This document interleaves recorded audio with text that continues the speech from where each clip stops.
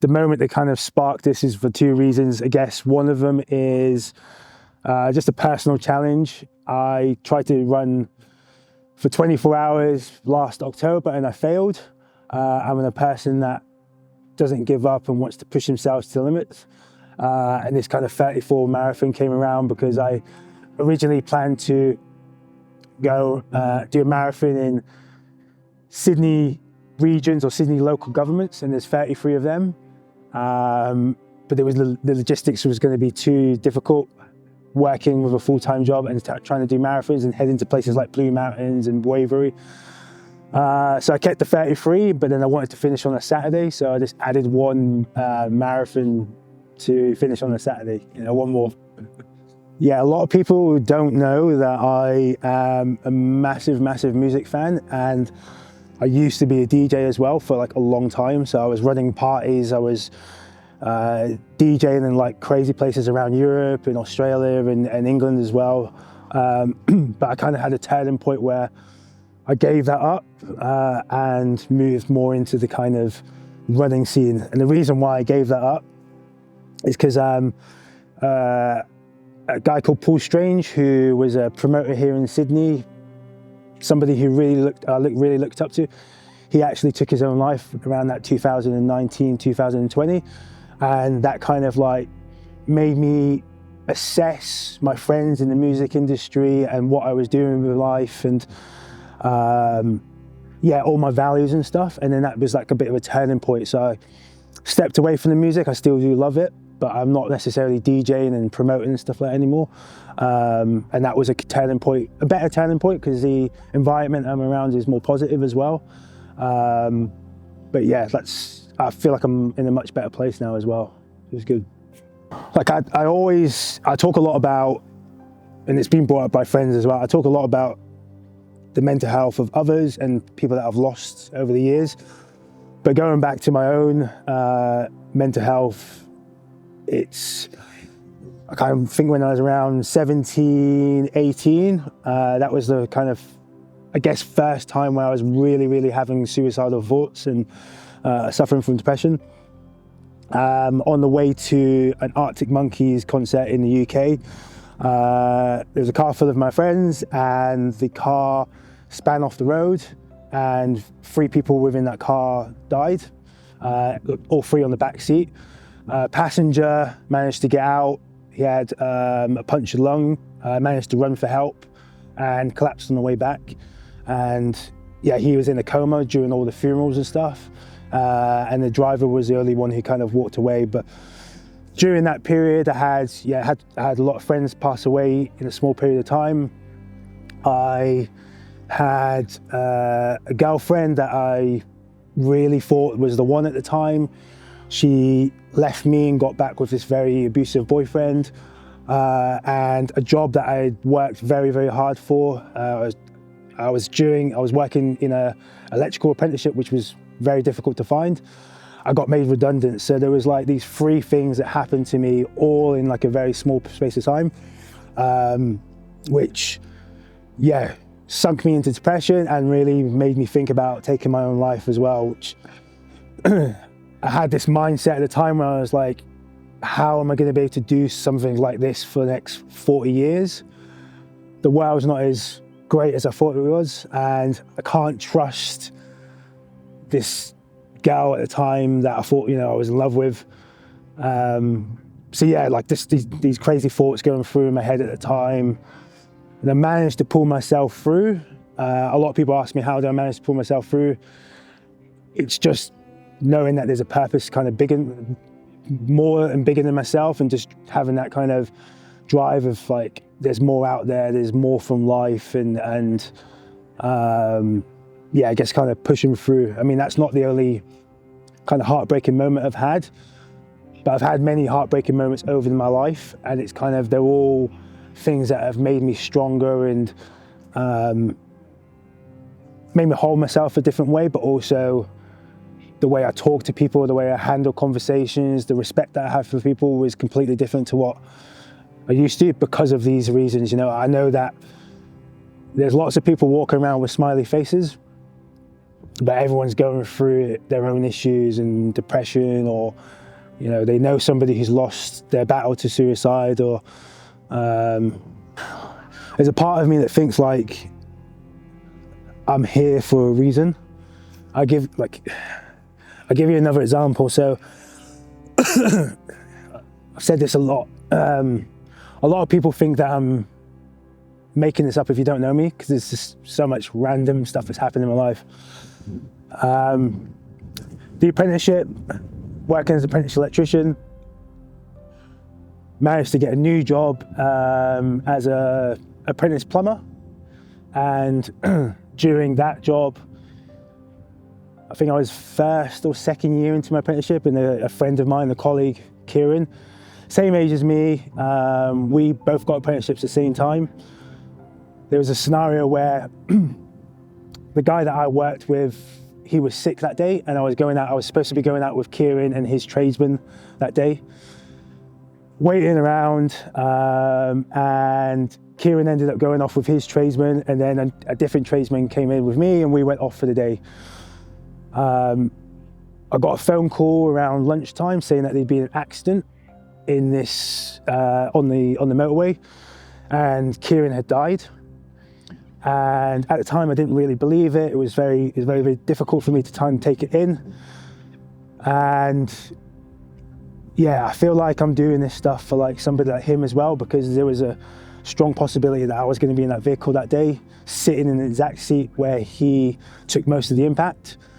And I feel like I owe it to Kieran and a lot of the other people I've lost in my life as well to just give life everything I've got, and just do it for them.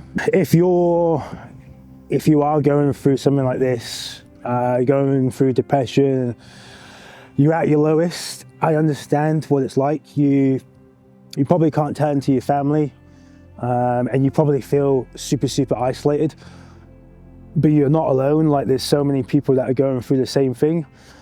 There's so much online, there's podcasts, there's YouTubes, there's phone lines, there's charities, there's so many people out there that are like willing to help. I've always said as well, like, my door's always open. People can reach out to me through Instagram, jump on a phone call, go for a coffee, You don't need to be isolated. I've found true benefit for my own mental health, talking about my mental health and opening up about things that have happened. I get like a very, nice mental clarity by opening up and being, vulnerable as a man. I just get talking, connect with the right people, and you'll get through it. It's a roller coaster of emotions. I keep saying that depression is a 365-day-a-year challenge. Every day is different, and I guess that's why I lean a little bit into these kind of multi-day ultras, where it's like I kind of go through those waves of emotions. And it gives me time to kind of reflect on my own life as well. So you're not isolated. There's plenty of people out there to talk to. I've put it out there for people to come and join me through the 34 marathons, 34 days. I had a lot of people join me through the 21 half marathons, 21 days, and it's kind of a good way of just running, being super informal, chatting about life, and just opening up to one another as well. Like, I really kind of push that male or female to come and join me, whatever age. Even if you want to walk, I'll walk for a little bit. It's nice to kind of have people join me and just, reflect about things that have happened in your life. It might not be you direct, but you might have lost a loved one to anything in life, suicide, cancer, whatever it may be. Everyone needs somebody to kind of lean on, and I think this event is a good way of doing that as well, kind of like opening up and just connecting people. So I'm hoping the wider effect of, taking on 34 marathons. 34 marathons isn't something that people usually do. It's really to try and spark conversation around mental health, and hopefully remove the stigma around mental health. Like, it's a long time that I was having these suicidal thoughts, and going through this depression, and I had no one really to turn to. But now that I've kind of started speaking about my own mental health, I'm finding out that lots of people are also suffering as well. And that's the goal of, like, you know, talking more about it, doing this challenge, and hopefully sparking conversation around like friendship groups and making that change that way. My running background, I think a lot of people would just assume that I'd been running for years and years. Essentially, I was a gym bro. I was very much into my bodybuilding, weightlifting, and running was just a thing what you did to kind of cut your weight and kind of like stay ripped or something. So I wasn't really into the running. I ran when I played rugby, but then as I've got older, I've kind of been like, my mindset switched, and I'm a little bit more into kind of like trying to stay healthy, trying to stay lean. So the running's kind of got more like, I run more, I cycle more. Just the kind of endurance is just better for my mind, my heart, and the people that I meet as well. Especially with leading up to this event, my mindset has changed. Running has made my mindset change with, on the preparation for the 34 marathons, I ran 21 half marathons, 21 days. And I had so many people come down and join me and talk about their own mental health, their own struggles. And that really made me realize that running's such a powerful thing. I run in the mornings before work. So, you know, it gives me a lot of time to kind of reflect and work out the day ahead, and just really kind of organize my own thoughts and stuff like that. So running's been really beneficial for that. I've had this idea of running the 34 marathons since towards the end of 2024. I approached my coach, Sean Bell, with this stupid idea of running 34 marathons. And then that kind of spiraled us on like a training plan. Spent the first couple of months just working in the gym, trying to build strength. And then I started running and pick it up. So it's been a long process of like building towards this goal. But yeah, not far away, and hopefully I'm going to achieve it. Being honest, I've had a couple of niggles that I've been trying to manage, hip and my knee. But the main thing has been trying to keep focused with my mindset. And so now I've started a taper. I started the taper 1 week earlier, so I was only supposed to do 2 weeks. I actually started at 3 weeks. I'm really just trying to get my body and my mind as fresh as possible for the event, so I can turn up to the start line in the best possible condition as well. Yeah, my source of motivation for running and getting up every day is I want to be the best version of myself. I've got this idea of me just sitting in a nursing home with my girlfriend and looking back at my life and making sure that I've made the most out of every single day, whatever it is, whether it's work or running or raising money for charity.